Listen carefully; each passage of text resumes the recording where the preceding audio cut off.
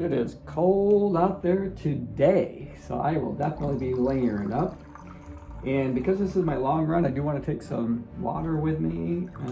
I don't know that I'll have anything else other than just water for hydration. I don't think I'm going to need to throw anything in it. But I'm not going to take my vest today because it's so cold. The piping or the tubing sometimes will freeze, and then I can't get a drink that's out there. So I'm going to take my handheld because I haven't had any issue with this freezing up out there. Plus, it has a little bit of a pocket that I am going to put in probably a gel of some sort to help get me through this fall.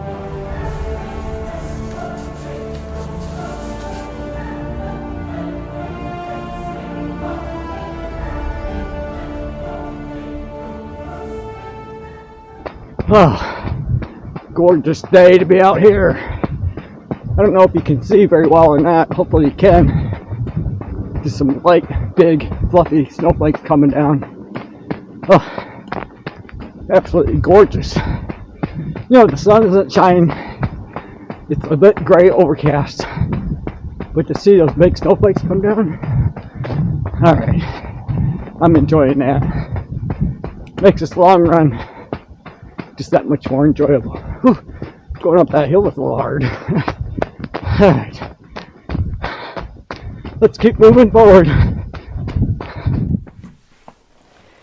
Oh, that long run was a lot of fun, and it also wrapped up week number 5. So a good chance for us to take a look back and just kind of summarize the week.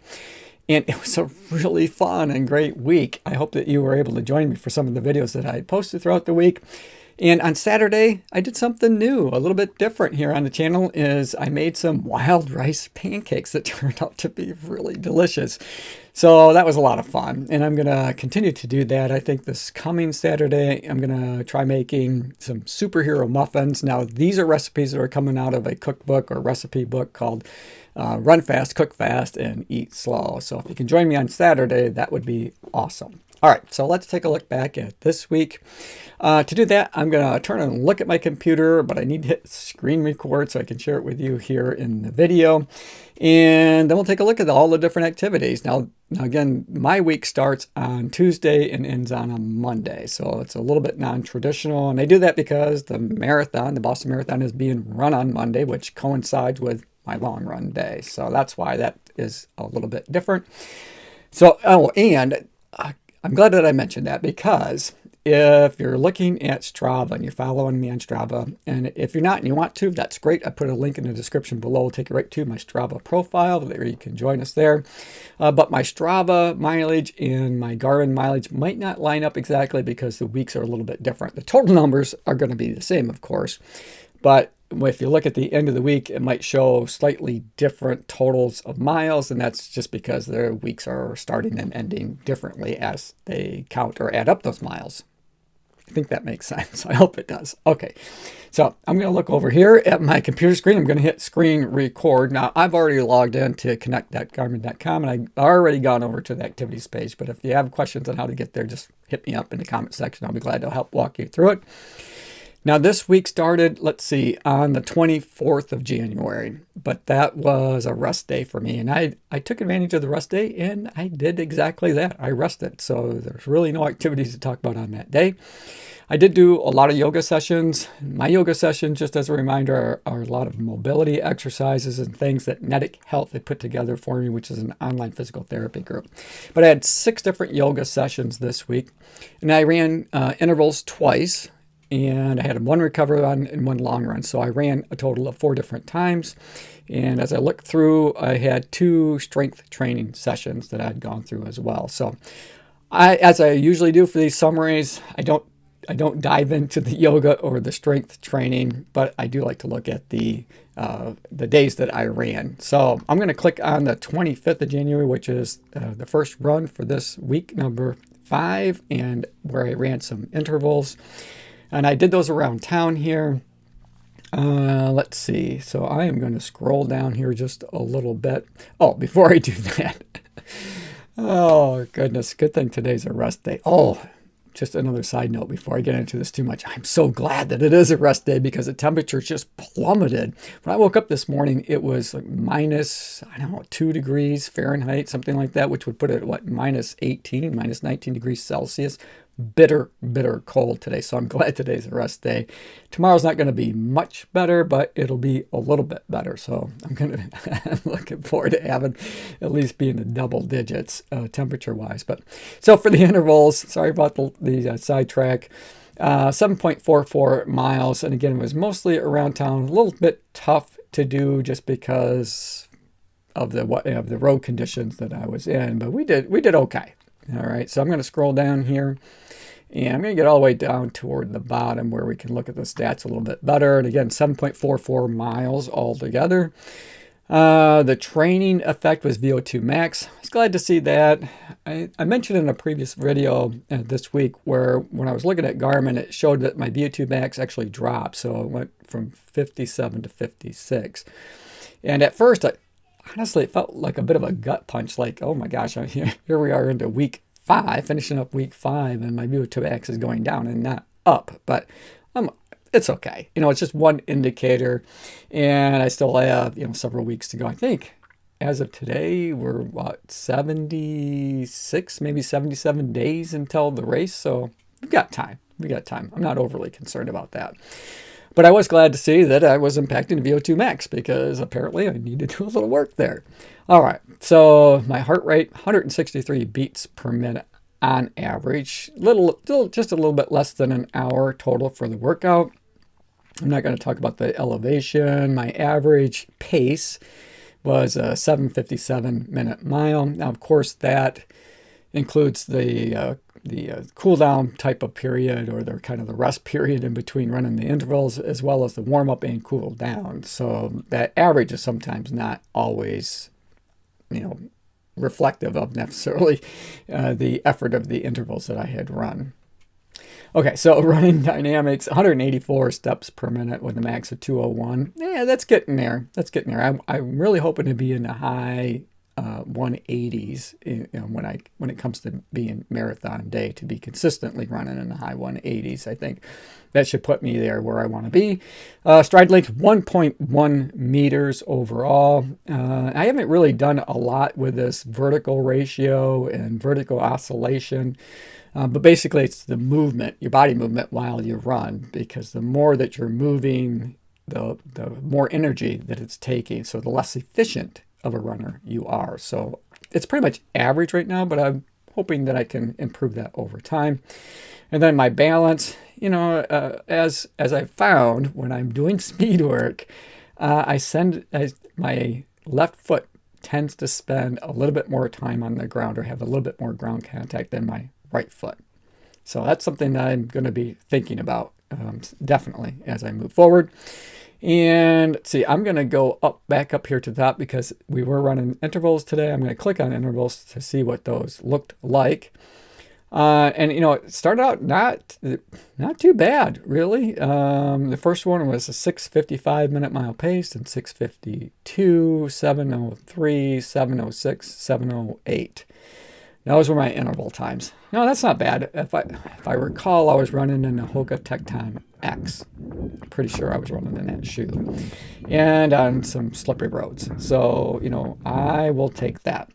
I will take that. Okay, so I'm going to back up here so that we can get to the next run session. And let's see, which was a recovery run. So obviously didn't go nearly as many miles. A little less than 5 miles, 4.9 miles. I'm going to scroll down here so we can look at a little bit more of the run dynamics. We won't have to worry about intervals because that's not what this was about. It had a tempo effect on my training, and that's a good thing. 150 beats per minute for my heart rate, so considerably less on average than running intervals, as it should be. Overall, 8:47 minute mile pace average. My best pace was a 7:42. Now I'm guessing that's probably when I was running downhill, because a lot of the route that I run, I'm running uphill for a bit, and then I turn and I come down and I'm running back downhill somewhat. 181 steps per minute, 202 steps per minute was my max cadence. My stride length for a recovery run, not bad. Just a little over a meter. Let's see, and again, I'm still having a little bit of differences between my ground contact from my left foot to my right foot. Again, that's something that I do want to pay attention to over time, and hopefully maybe balance that out a little bit, because it should be 50-50 or closer to 50-50. Interesting, I found that when I was out trail running, it was 50-50. So I don't know if it's just the difference in the trails, and you don't have even ground to run on, and I really don't have even ground, even though I'm out running around town. You got that slope of the road there too, and so that might even have somewhat of an impact on counting the amount of ground contact that my feet have. Not sure, but something that I want to pay attention to and just kind of look at over time and see how that turns out. Okay, so that was the recovery run, which brings me to the January 29th, where I ran some intervals again. If I remember, I ran a bit slower on this interval day here. So 6.98 miles altogether. And again, everything I did this week was around town here, just because of the weather. Out at the park, there's just too much snow. The trails are too deep in snow, so it's really difficult to get around out there on the trails. But I'm really looking forward to the chance of getting back out there. All right, so I'm scrolling down. Again, 6.98 miles. VO2 max. All right, let's keep working on that. 159 beats per minute. So if I recall, that's a little bit less on average than the first interval session that we looked at earlier in the week. 805 minute mile pace altogether. Now the intervals were similar but different. Okay, so the first time that I ran intervals this week, I was running 5 6-minute intervals, and with I think a minute and a half between, I think. And then the last set that I did for the week, it was 6 5-minute intervals with just 1 minute in between. I'm not sure which one I liked better. I almost think the 5-minute intervals felt a little easier to me, but maybe that's just the route that I was running, because I picked out a subdivision where it was kind of some pretty tight corners actually going around the different areas, but it took me just about exactly 5 minutes to run that route around that.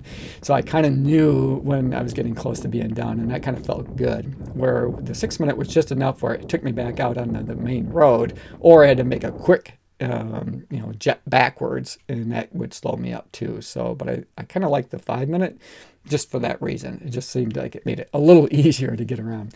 181 steps per minute, max cadence, a little bit less, 197 steps per minute.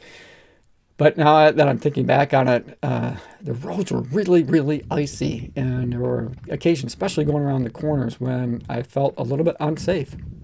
So that was something that I definitely had to pay attention to. Average stride length, 1.1 meters, so that stride length is still pretty close. And interestingly enough, my ground contact was even more on my left foot on this day than it was on my right foot. So that is a little bit interesting. So I'm going to click on the intervals to see what my actual times were.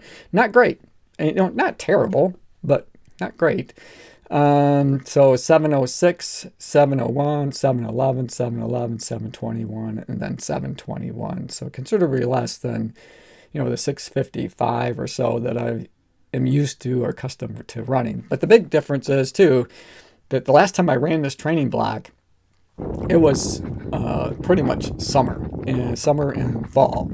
So I did a lot of this work out at my local high school track, and so I've got some pretty ideal conditions, and I was wearing a super shoe. I can almost guarantee you I was wearing either the Alpha Fly or the Alpha Fly 2, or maybe even the Vaporfly. So I did a lot of running in those 3 different shoes for that training block. So it's a lot easier to pick up the pace and keep the pace up under those conditions than it was, under the road conditions that I had for that. All right, so let's click back, and then we'll take just a final look at the long run here. And it was a lot of fun. I pulled out a shoe that I hadn't run in a long time. The roads were, not terrific, but there was a little bit of snow on them, so it wasn't as icy. There was places where it was pretty icy that made it slippery, but with a little bit of snow cover on the road, that actually seemed to give me a little more grip. And I had the Gel Nimbus 24s on, so they're a pretty comfortable ride.